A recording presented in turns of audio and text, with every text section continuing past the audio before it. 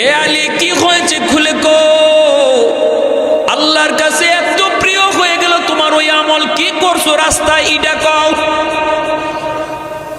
হযরত আলী বলে ইয়া রাসূলুল্লাহ, আমি তো নির্ধারিত সময়ে বের হয়েছি গো মায়ার নবী। গলিতে আসা মাত্র একজন মুরব্বী মানুষ, এই মুরব্বী মানুষকে সম্মান দেখাইতে যাই আমার একটু দেরি হয়েছিল। নবী কই আলী রে, এইবার বুঝো মুরব্বীকে সম্মান করলে আল্লাহ কেমন খুশি হয়। আমি নবীর নামাজ আল্লাহ লম্বা করে দিছি। এ যুবক, এজন্য বলি বাবা সাবধান, বাপ মার সাথে বেয়াদবি কইরো না। বাবা মা তারাও আজকে মুরব্বী হয়ে গেছে, তারাও আজকে মুরব্বী, সমাজের মুরব্বী বাবা, যারা বাবার বন্ধু, যারা বাবার বয়সের, তাদের সাথে বেয়াদবি করবা না, বেয়াদবি করবা না। কারণ তাদের অন্তরের দোয়া তোমার সামনের জীবনের পথ আল্লাহ সুন্দর করে দিবে। এজন্য আল্লাহ পাক কয় লাউলা মাশাইখ রুকা ওয়াশ শাবাবু খুশা ওয়াল আতফালু রুদ্দা ওয়াল আনআম রুত্তা লাজআলতুস সামাআ হাদিদা ওয়াল আরদা খাফসাফা ওয়াত তুরাবা রামাদা ওয়ামা আনজালতু মিনাস সামাই কাতরা ওয়ামা আমবাততু মিনাল আরদি নাবাতা বাল আনজালতু আলাইকুমুল আযাবা সাব্বা।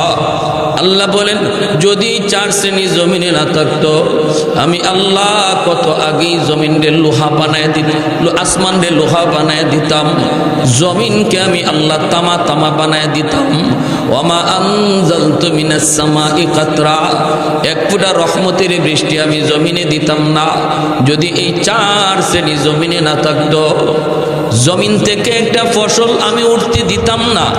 বাল আনজালতু আলাইকুমুল আযাবা সাব্বা, পরপর পরপর জমিনে শুধু গজব আর গজব নামতো। দেখো না, গত সপ্তাহের আগের সপ্তাহে তুরস্ক সিরিয়ায় কত বড় ভূমিকম্প হয়ে গেল, জমিন 5 তলা 10 তলা বিল্ডিং গিলে ফেলল, 50,000-এর উপরে মানুষ জমিনের পেটে চলে গেল। আল্লাহ কই এরকম ভাবে প্রতিদিন জমিন এরকম চায়, এরকম চায়, কিন্তু আল্লাহ কয় এখনো এমন কিছু বৃদ্ধ বান্দা বান্দি, ওরা বৃদ্ধ বয়সে আমি আল্লাহর সাজদা দেয়। এখনো কিছু যুবক, যেই যুবক যৌবনে গুনাহ থেকে নিজেরে বাঁচায়, এদের দিকে তাকাইয়া আমি জমিন টিকায় রাখছি। এ যুবক, উলামায়ে কেরামের মেহনত আছে বিদায় এখনো যুবকের অন্তরে আল্লাহর ভয়, ঠিক কিনা? উলামায়ে কেরামের হরকত আছে বিদায় এখনো মুরব্বী বাবাজিরা মসজিদে যায়, আল্লাহকে কদমে সাজদা দেয়, এখনো মসজিদে যায় মানুষ আল্লাহর কদমে সাজদা দেয়। তাহলে বোঝা গেল এই জমিন আল্লাহ টিকায় রাখছে আল্লাহর নামের উসিলা, আর আল্লাহ নামের পরিবেশ আল্লাহ টিকায় রাখছে উলামায়ে কেরামের উসিলা। এজন্যই উলামায়ে কেরামের কদর দরকার, ঠিক কিনা জোরে বলেন? উলামায়ে কেরামের কদর বেশি বেশি দরকার। উলামায়ে কেরামকে মহব্বত করব, উলামায়ে কের কথা মতো চলব।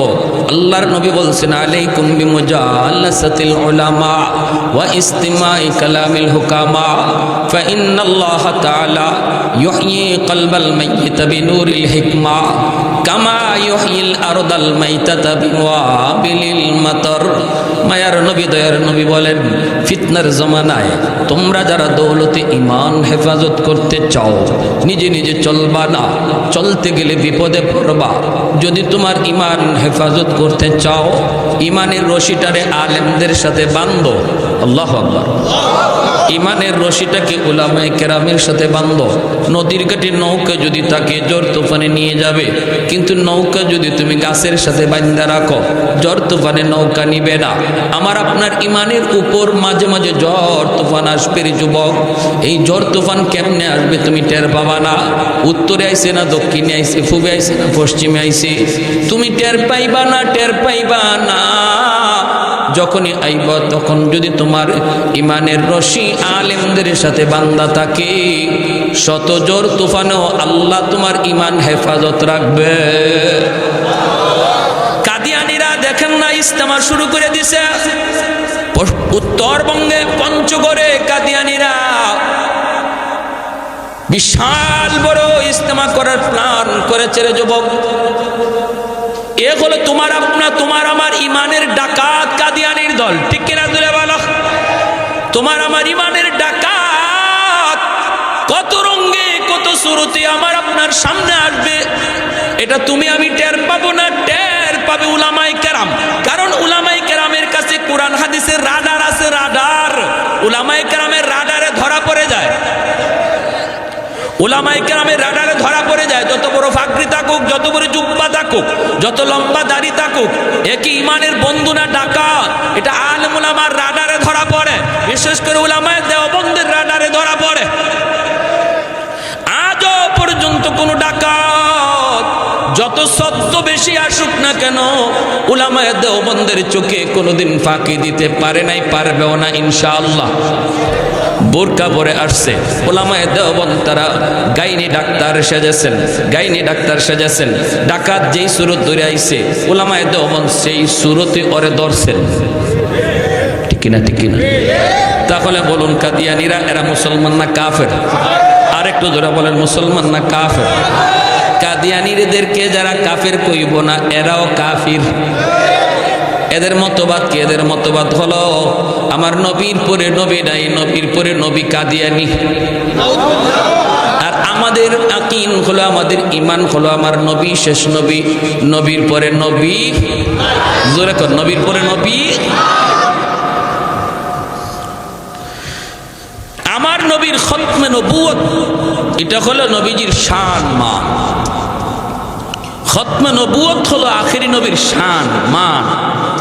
এই খতমে নবুয়তের সিংহাসন লইয়া টান দিব কাদিয়ানী, আর আমি নবীর আশিক হইয়া সায়া সায়া দেখমু আর তাল বাজাইমু। কিয়ামতের ময়দানে নবীর সামনে গিয়া আবার কইমু, আল্লাহ নবী গো, আমি আপনার উম্মত, একটু সুপারিশ করেন, নবী আপনার লাগি সুপারিশ করব। হ্যাঁ, নবী যদি তখন কয় আমার সম্মান লইয়া টান দিল, আর তুই একটু মুখ ফুটে আওয়াজও করলি না, আবার আমার আশিক দাবি করস, ওই দিন আল্লাহ নবীর সামনে মুখ দেখাইবার কোনো উপায় আছে?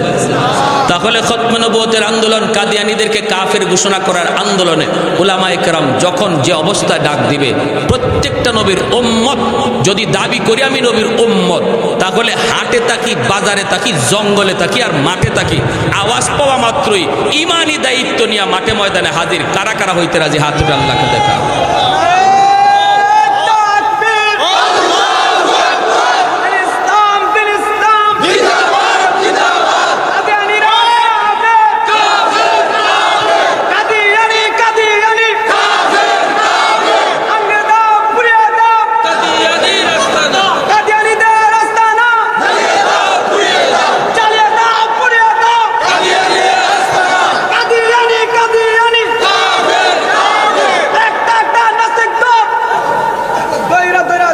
মাশাআল্লাহ, আমার ভাইরা সজাগ আছি তো? সবাই সজাগ আছি তো?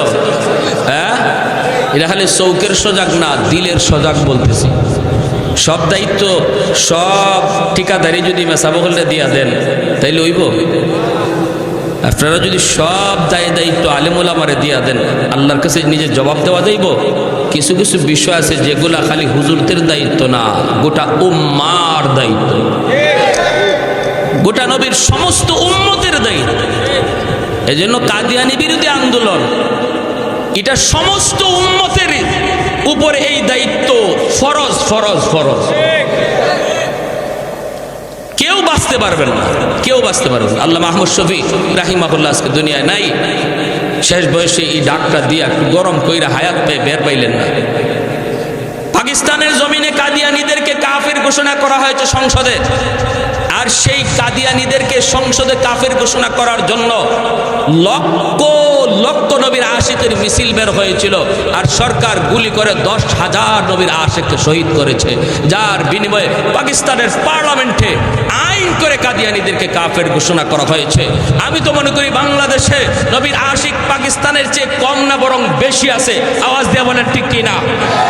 অতএব যদি উলামায়ে কেরামের ডাকে আবারও ডাক দেওয়া হয়, উলামায়ে কেরামের নেতৃত্বে যদি সংসদে আইন করে বাংলাদেশের সরকারের কাছে দাবি পেশ করতে জনগণকে ময়দানে ডাক দেওয়া হয়, প্রয়োজনে যদি আমাদের মুখে গুলি চলে, পাকিস্তানে 10,000 মরছে, আমরা 10 লাখ নবীর জন্য মরতে কারা কারা তৈয়ার? হাত উঠে আল্লাহকে দেখা।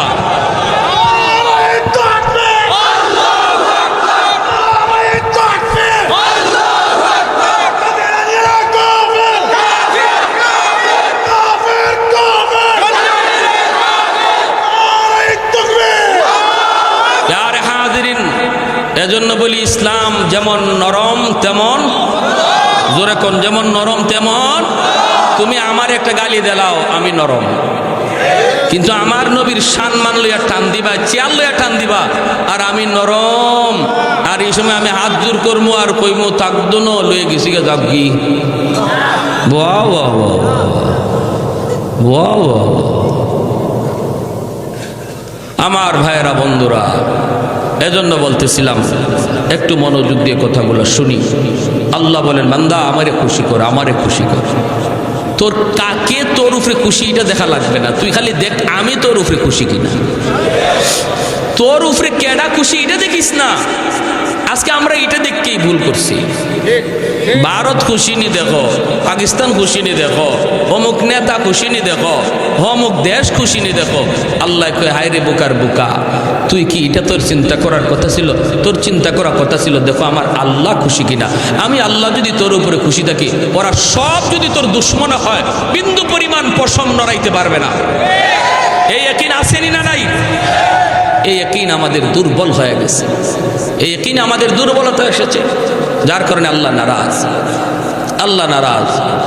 আল্লাহু ওয়ালিয়ুল্লাযীনা আমানু, আল্লাহ বলেন আমি আল্লাহ হলাম ইমানদারের বন্ধু। আল্লাহু আকবার, জোরে কর। এটা আল্লাহ নিজে ঘোষণা দিয়ে দিয়েছেন, বান্দা আমি আল্লাহ তোর বন্ধু, আমি আল্লাহ তোর বন্ধু। এইবার আমি আপনি আল্লাহকে বন্ধু বানাইতে হবে, আমি নিজেকে দাবি করতে হবে আমিও আল্লাহর বন্ধু। যদি এদূর হয় তাহলে বন্ধু বন্ধুকে সাহায্য করবে, এটা বন্ধুত্বের দাবি। বন্ধুকে যদি আরেকজন মানুষ পিঠায় আর বন্ধু যদি ছায়া ছায়া দেখে, তাহলে এটা বন্ধুত্বের সাথে নিমক হারামি। আপনারে ফিটায় আর আপনার বন্ধু ছায়া ছায়া তাল লয়, এটা কি বন্ধু? হ্যাঁ, তাহলে আল্লাহ যে বললো আমি তোমাদের বন্ধু, এখন আমাগরে ফিটাইতেছে, আমরা রক্ত ধরতেছে, আল্লাহ দি লড়েও না সরেও না, তো কের বন্ধু? প্রশ্ন জাগেনি না জাগে না? কঠিন ভাবে আল্লাহকে নারাজ করে ফেলেছি। আল্লাহ কই আমি তোর বন্ধু, আর আমি কই না ভারত আমার বন্ধু। আল্লাহ কই আমি তোর বন্ধু, কিন্তু আমি কই না আমেরিকা আমার বন্ধু, রাশিয়া আমার বন্ধু, চীন আমার বন্ধু। এই জন্য আল্লাহ কঠিন ভাবে নারাজ, কঠিন ভাবে আল্লাহ নারাজ হয়ে গেছি। আল্লাহ পাক কঠিন ভাবে নারাজ হয়ে গেছি। নারাজ হওয়ার কারণে আল্লাহ আমাদের থেকে মুখ ফিরায় রাখছে। এজন্য আমাদের রক্ত ঝরতেছে জমিনে, ফিলিস্তিনের জমিনে প্রতিনিয়ত মুসলমান ভাই রক্ত ঝরে। গাজার মানুষগুলি রাতে ঘুমাইতে পারে না রে যুবক, তুমি আর আমি ঘুমাই, কিন্তু মা সারাটা রাত জায়গা জায়গা সন্তানের মাথার পাশে পাহারা দে, কখন জানি দুশ্মনের বুলেট এসে করে পড়ি। আমি আপনি যখন আর্জেন্টিনা ব্রাজিলের খেলা নিয়ে মত্ত, ওই রাতেও ফিলিস্তিনে একজন মুসলিম যুবক অসুস্থ বাবার ঔষধ আনতে হাসপাতালে না গেছে, ফার্মেসিতে বাবার জন্য ওষুধ আনতে গেল। ওই যুবক বাবার জন্য ওষুধ নিয়ে আনতে পারে নাই, বরং বাবার কাছে লাশ হয়ে ফিরছে ইহুদিদের গুল্লির দ্বারা। আমারে আর তোমারে আর্জেন্টিনার খেলা নিয়ে পাগল কইরো না, কারণ তোমারে আমারে ওই বাচ্চার খাতিরে আল্লাহ পালতেছে, আল্লাহ খাওয়াইতেছে। নতুবা আমার আর তোমার যেই পরিমাণ গুনাহ, যেই পরিমাণ অন্যায়, যেই পরিমাণ জুলুম, আমি তুমি ধ্বংস হয়ে যাইতাম, আমি আর তুমি ধ্বংস হয়ে যাইতাম। আল্লাহ বাঁচায় রাখছি। এ যুবক, ওই যুবকগুলি, যেই যুবক মসজিদে যায় যৌবনে, যেই যুবক যৌবনে দাঁড়িয়ে রাখে, তারে বন্ধু বানাও, তার সাথে সময় কাটাও। আল্লাহ তার উসিলায় জমিন টিকায় রাখছি। বন্ধু বানাইবা তো নামাজি বন্ধু দেখে বন্ধু খুঁজো না, না অন্যায় কাজে যেই যুবক দৌড়ে তার বন্ধু বানাও না, তার সাথে চইল না। যদি অন্যায়ের সংখ্যা বেড়ে যায়, যদি গান বাজনার আয়োজন করেন না, যুবকের সংখ্যা জমিনে বেড়ে যায়, তাহলে পৃথিবীর হায়াত আল্লাহ কমায়া দিবে। পাঁচটার হলো বৃদ্ধ বাবাজিদেরকে মায়া কইরো, শ্রদ্ধা কইরো, ইজ্জত কইরো।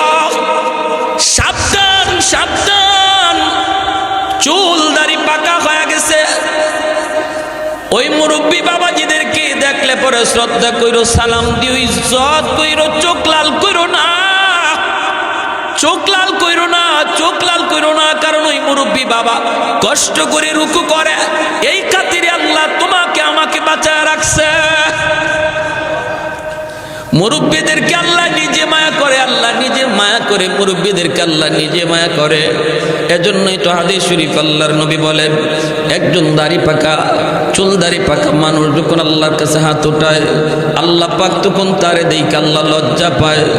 এজন্য মুরব্বীদের হাতের দোয়া আল্লাহর কাছে কবুল হয়ে যায়। মুরব্বীদের কাছ থেকে তুমি দোয়া নিবা, মুরব্বীদের দোয়ার ওসিলায় আল্লাহ তোমার সামনের জীবনের পথ সুন্দর করে দিবে, ভবিষ্যৎ আল্লাহ উজ্জ্বল করে দিবে। কোন মুরব্বীর কলিজায় ব্যথা দিয়া তুমি তোমার জীবন সাজাইতে পারবা না, পারবা না, কারণ মুরব্বীর দিলের ব্যথা আল্লাহর কাছে পৌঁছে যায়। আর যদি দিল থেকে দোয়া দেয়, দোয়াটাও পৌঁছে যায়। আলী রাদিয়াল্লাহু তাআলা আনহু মসজিদে নববীতে নামাজের জন্য বের হয়েছেন। ইমাম হলেন আমার আপনার নবী, রহমতের নবী হযরত আলী। ঘর থেকে বের হয়েছেন মসজিদে যে আল্লাহর নবীর পিছনে নামাজ পড়বেন। বের হয়েছেন ঘর থেকে নির্ধারিত টাইমেই, কিন্তু মসজিদে নববী যাওয়া পর্যন্ত একটা চিকন গলি আছে, গলিপথ। এই গলিপথটা এত চিকন, একজন গেলে আর একজন আইতে পারে না, আরেকজনের গায়ে টাচ লাগে, একটু সরায় যাইতে হয়। হযরত আলী রাদিয়াল্লাহু তাআলা আনহু তিনি বের হয়েছেন, গলিতে ঢোকা মাত্রই দেখেন একজন মুরব্বী মানুষ লাঠিতে বর দিয়া কোমর তার বাঁকা হয়ে গেছে, লাঠিতে বর দিয়া সে এই গলিপথ পার হইতেছে। এখন হযরত আলী চিন্তায় পড়ে গেলেন, আমি যদি আল্লাহর নবীকে প্রথম রাকাতেই নবীকে ধরতে হয়, তাহলে আমাকে একটু দ্রুত যাওয়া লাগবে, আর তাড়াতাড়ি গেলে এই মুরব্বী চাচাকে একটু ধাক্কা দিতে হবে, অথবা বলতে হবে একটু সাইড দেন, এতটুকু বলতে হবে। আর যদি না বলি তাহলে আমার আল্লাহ খুশি হবে। আল্লাহু আকবার। কারণ মুরব্বীকে আল্লাহ মায়া করে, আল্লাহ মায়া করে, আল্লাহ সম্মান দেয়, আল্লাহ যারে সম্মান দেয় আমি আলীও তারে সম্মান দিব। দরকার হয় এক রাকাত নামাজ ছুটে যায়, ছুটে যাক। মুরব্বীকে আল্লাহ সম্মান দেয়, আমিও সম্মান দিব। প্রয়োজনে আমার এক রাকাত যদি নামাজ ছুটে যায়, ছুটে যাক, ছুটে যাক। এই বইলা হযরত আলী পিছনে পিছনে হাঁটতেছেন। বলেন না আমারে সাইড দেন, এই কথা হযরত আলী বলেন না। কিন্তু আল্লাহর কাছে হযরত আলীর এই আমলটা এত পছন্দ হয়েছে, নবী নামাজে দাঁড়ায় রুকুতে চলে গেছেন, রুকুতে চলে গেছেন। যেই মাত্র নবী রুকুতে গেছেন, এমনি আল্লাহ জিব্রাইলকে পাঠায় কয়, জিব্রাইল যাও আমার বন্ধুকে রুকুতে যায় বলো রুকু যেন লম্বা করি, কারণ আমার আলী এখনো নামাজে শরীক হয় না। জিব্রাইল আমিন এসে কই, মায়ার নবী গো, ওগো নবীজি মাথা তুলবেন না, ওগো নবী মাথা তুলবেন না, কারণ আপনার আলী এখনো রাস্তায়। আল্লাহ নবী নামাজের ভিতরে অবাক হয়ে গেলেন। আলীর জন্য আল্লাহ আমারে নামাজ লম্বা করতে কয়, রুকু লম্বা করতে কয়, যেন আলী রাকাত পাওয়া হয়। নামাজে নবীজি আর কিছু বললেন না, কথা বলা তো যায় না। নবীজি রুকু লম্বা করতেছেন, জিব্রাইল আমিন নবীর পাশে দাঁড়ায় রইছেন। যেই মাত্র আলী তিনি মায়ার নবীকে আইসা রুকুতে পাইছেন, তখন জিব্রাইল কই, নবী গো মাথা উঠান, আপনার আলী আপনারে রুকুতে পায়া গেছে। সুবহানাল্লাহ।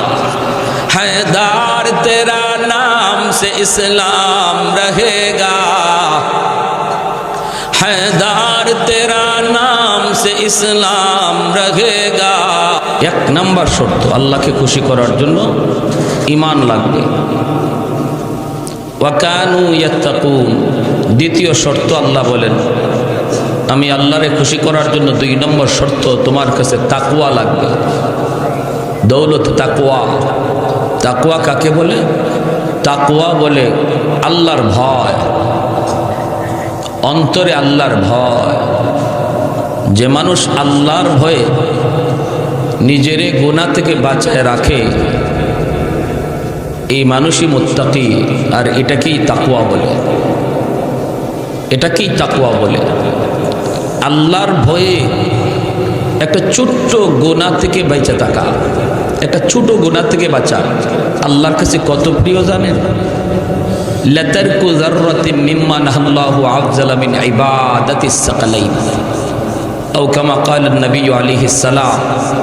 নবীজি বলেন, মানব দানবের যত নফল বন্দিগি আছে সমস্ত নফল বন্দিগির চেয়েও একটা ছোট্ট গুনাহ থেকে নিজেরে বাঁচায় রাখা আল্লাহর ভয়ে, এতে আল্লাহ বেশি খুশি হয়।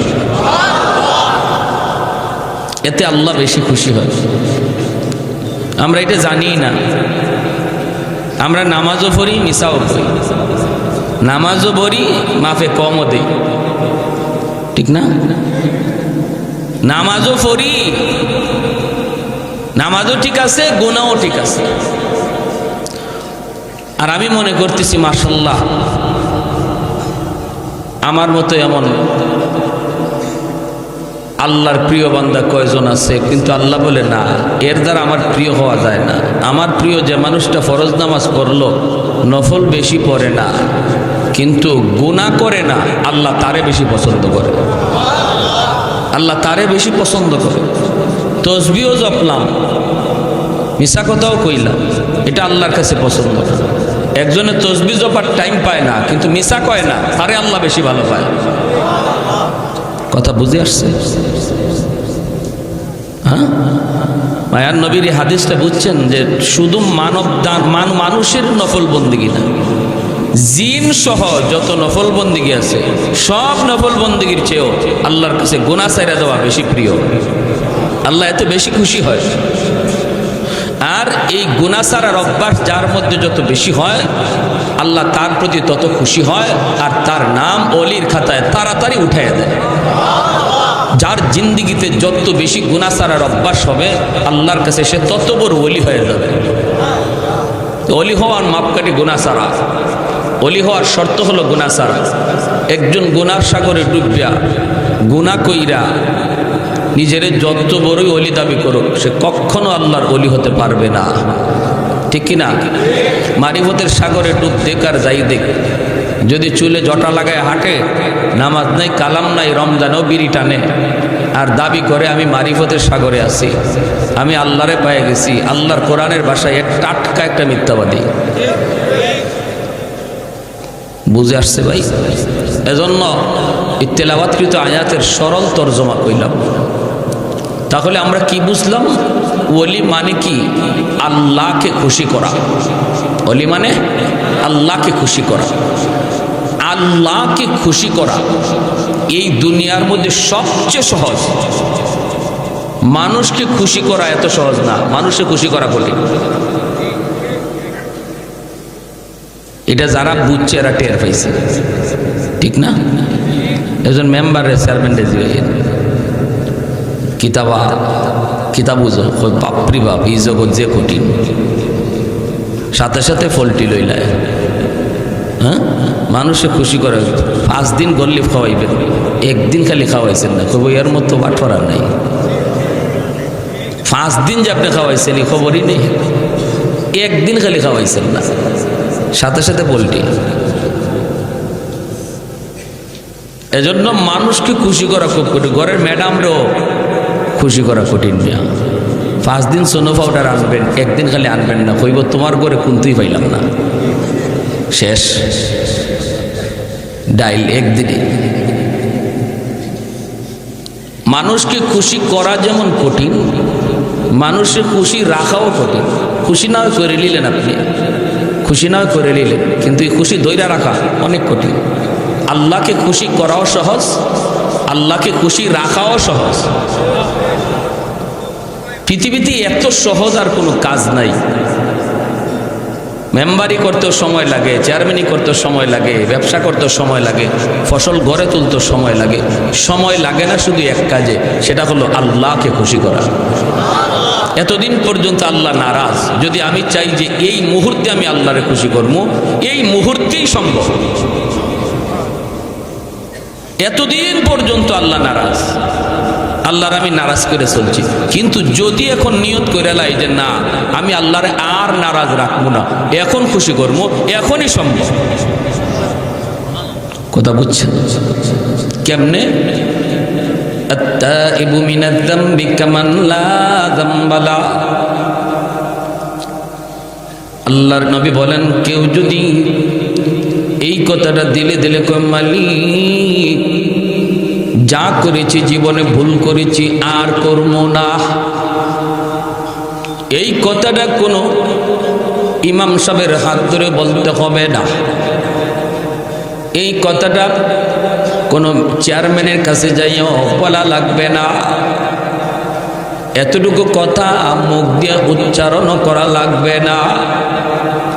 দিলে দিলে দিলে দিলে যদি এই জায়গায় বসে তুমি কথা কৌরি যুবক, মুহূর্তের ভিতরে আল্লাহ তোমার উপর খুশি।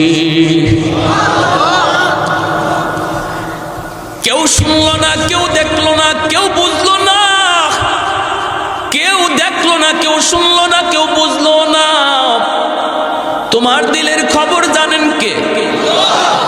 দিলে দিলে পয়সা শুধু বললাম মালিক যা করেছি ভুল করেছি, এতদিন পর্যন্ত যা করেছি ভুল করেছি, আল্লাহ ব্যবসা করতে মিথ্যা বলেছি আর বলবো না, চোখের সামনে আমার পাশের দোকানদার কবরে চলে গেল, চোখের সামনে আমার বন্ধু কবরে চলে গেল, খেলার সাথী আজ কবরে শুয়ে আছে, লেখাপড়ার সাথী আজকে কবরে চলে গেল, জানি না মালিক কোন দিন আমার ডাক আসে। মালিক আমি তওবা করলাম, আর জীবনে কোনোদিন মিথ্যা বলবো না, আর জীবনে কোনোদিন মাপে কম দিব না, আর জীবনে কোনোদিন কোনো মানুষে ঠকাইবো না। এই কথাটা তুমি দিলে দিলে এখানে বৈশা বলতে দেরি, আল্লাহ তোমার নাম মুহূর্তের ভিতরে অলির খাতায় লিখতে দেরি হবে না। আহাদুন লাইসা কামিসলি সামাদুন লাইসা কাফাদলি লিমানিল মুলকু তুগুই তো সাজাওয়ার খুদাই তো খুদাওয়ান্দে আমি নি তো খুদাওয়ান্দে ইয়াসারি তো খুদাওয়ান্দে জামি নি তো খুদাওয়ান্দে সামাই তো রাহিমি তো করিমি তো সামিঈ তো বসিরি তো মুইদ্দি তো মুদিল্লি তো মালিকিল আরশি বাজাই বরি আজ খুরদন ও খুফতন বরি আজ তুহমতে মরদন বরি আজ বিমু উবিদি বরি আজ রঞ্জ বালাই। এত দয়া এত মায়া, এত দয়া এত মায়া, এজন্যই তো আল্লাহ পাক জমিনে ধমক দেয়া কই, জমিন আমার বান্দার বিরুদ্ধে তোরা কেউ নালিশ দিবি না। আমার বান্দা যত গুনাহ করুক না কেন, কখন কোন টাইমে তার দিলটা নরম হয়ে যায়, কখন কোন আলেমের পাশে বসে দিলটারে নরম করে দেয়, আর দিলে দিলে আমি আল্লাহর কাছে কান্দে, আমি কিন্তু মুহূর্তের ভিতরে তার সব গুনাহ মাফ করে অলির খাতায় তুইলা দিব। অতএব তোমরা জমিন, আমি আল্লাহর কাছে বান্দা বান্দির বিরুদ্ধে নালিশ দিবি না। জমিন প্রতিদিন আল্লাহর কাছে এইভাবে নালিশ দেয়, আলা কুল্লা ইয়াউমিন ওয়াল আরদা ইয়াস্তাজিলু রাব্বাহু ওয়াল বাহরা ইয়াস্তাজিলু রাব্বাহু ওয়াল মালাইকাতা ইয়াস্তাজিলু রাব্বাহু। হাদিসে কুদসি আল্লাহ পাক বলেন, জমিন প্রতিদিন কয় মালিক আর কত আমি জমিনের উপরে গুনাহ দেখব, মালিক আমার উপর দিয়ে জালেম যখন পায়ে খাইটা খাইটা যায়, আমি জমিন তার পায়ের কদম আর কত সইব। ও মালিক আর কত আমি অন্যায় দেখব, আর কত গানের আওয়াজ সইব, আর কত তোমার নাফরমানি আমি জমিন দেখব। আসবিরু ইলা মাতা আসবিরু, আমারও তো একটা ধৈর্য আছে মালিক, আর কত ধৈর্য ধরব। আমি দেখতেছি না ফরমান আমার উপর দিয়া হাইটা খাইটা দাপট দেখায় দেখায় যায়, জালেম দেখতেছি আমার উপর দিয়া জুলুম করে করে যায়। আল্লাহ আমি জমিন আর কত দেখবো, আর কত শুইব। আবতালিউ ইবনা আদম ফি কারি, আমারে অনুমতি দাও ওই জালেম রে আমি গিলে ফেলি। আল্লাহ অনুমতি দাও আমি ওই 5 তলা 10 তলা বিল্ডিং গিলে ফেলি। আল্লাহ পাক রব্বুল আলামিন ধমক দেয়, আল্লাহ কয় শুধু জমিন না, ওয়াল বাহরা ইয়াস্তাজিলু রাব্বাহু, সাগর মহাসাগরগুলি প্রতিদিন আল্লাহর কাছে এইভাবে আবদার করি। কক্সবাজার সমুদ্র সৈকত কতজন যায় গুনার আসর বসায় দেয়, এত এত বড় সাগর, মুহূর্তের ভিতরে আল্লাহ চাইলে পরে দুনিয়া ডুবাইয়া দিতে পারে। সিডর হলো বাংলার মানুষ দেখছে কত মানুষ মরল। মাঝে মাঝে এরকম সাগর উশৃঙ্খল হইয়া কখনো কখনো ছুটে চলে।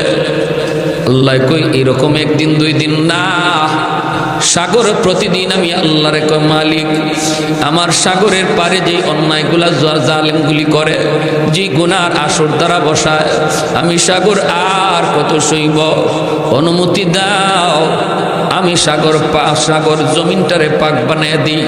এই নাপাক জমিন গুনাহগারের কারণে নাপাক হয়ে গেছি, আল্লাহ এই নাপাক জমিনে আমি পাক বানিয়ে দিই।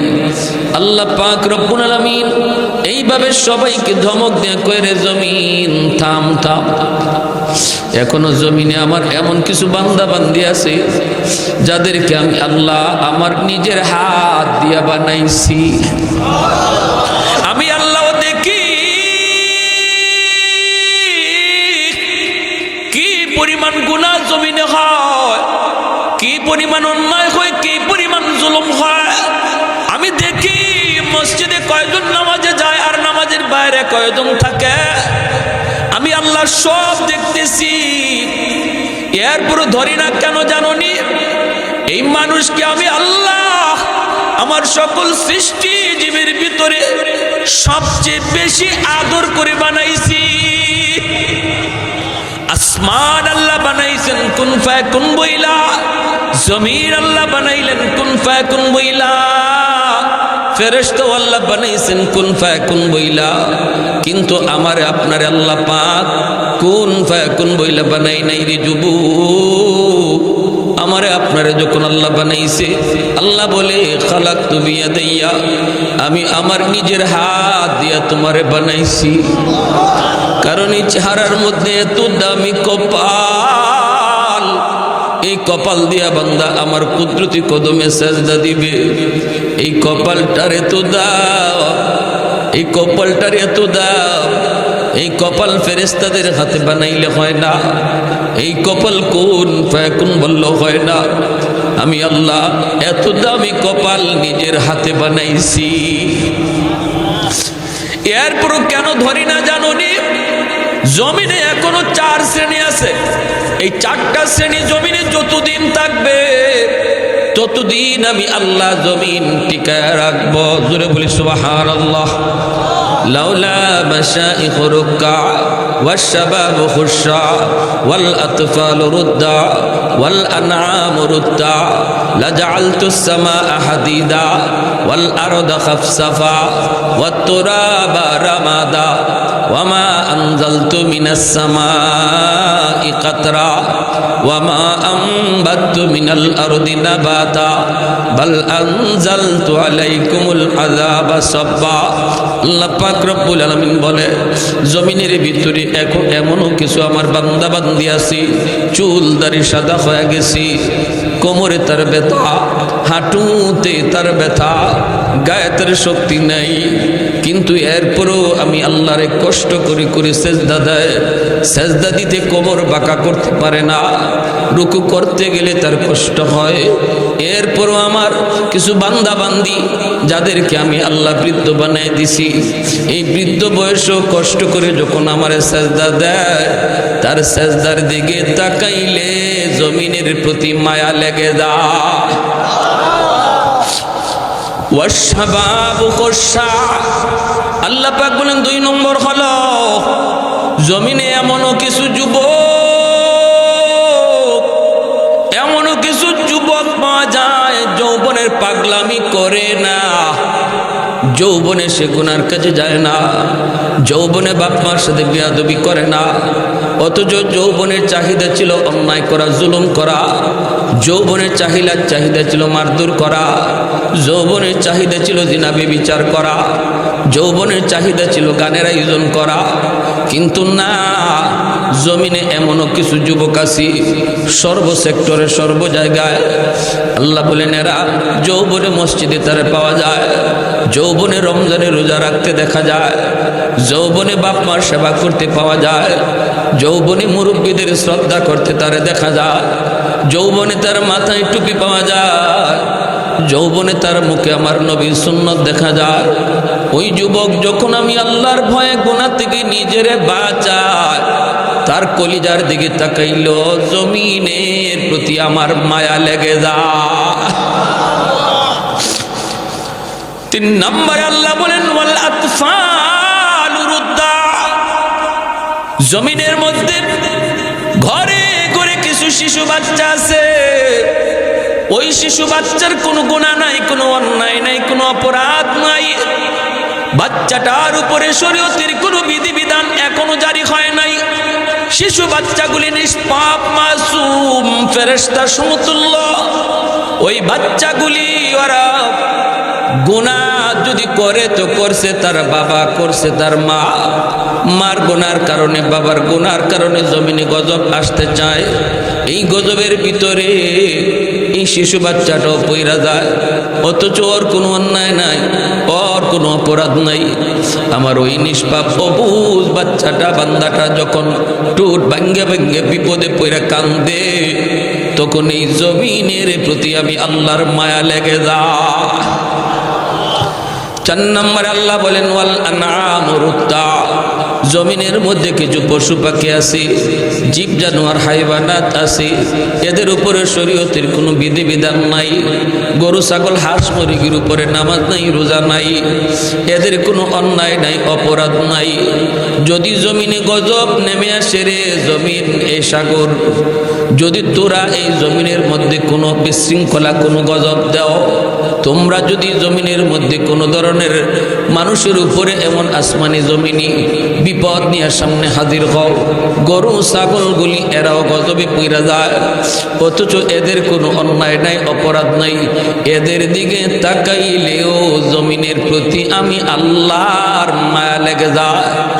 এজন্য গরু ছাগল হাঁস মুরগি পালেন, ঘরে পালবেন, গরুটারে অহেতুক মারবেন না। এ যুবক, প্রয়োজন ছাড়া হাইওয়ানের উপরে হাত উঠায়ও না। হাইওয়ান বুঝে না, কিন্তু আল্লাহ বলেন হাইওয়ানের খাতিরে আমি আল্লাহ তোমাদেরকে খাওয়া। শিশু বাচ্চাটা